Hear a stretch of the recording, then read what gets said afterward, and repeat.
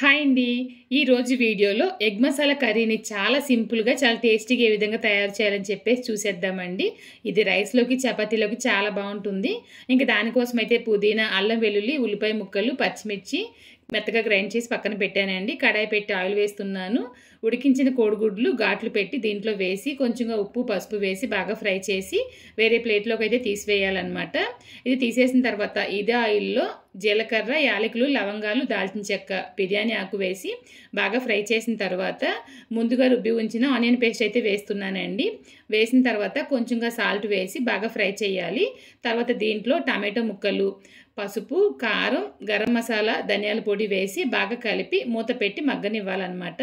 కాస్త మగ్గిన తర్వాత ముందుగా ఫ్రై చేసి ఉంచిన కోడిగుడ్లు ఇందులో వేస్తున్నానండి. వేసిన తర్వాత కొంచెంగా కొత్తిమీర వేసి కొంచెంగా వాటర్ వేయాలన్నమాట. మిక్సీ జార్ కడిగిన నీళ్ళైతే కొంచెంగా వేసి కలిపేసి మూత పెట్టేసి ఒక 5 నిమిషాలైనా ఉడకనివ్వాలండి.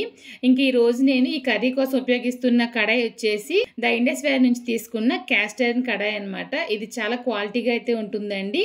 ద ఇండస్ వ్యాలీలో ప్రోడక్ట్లు అన్ని చాలా బాగుంటాయి.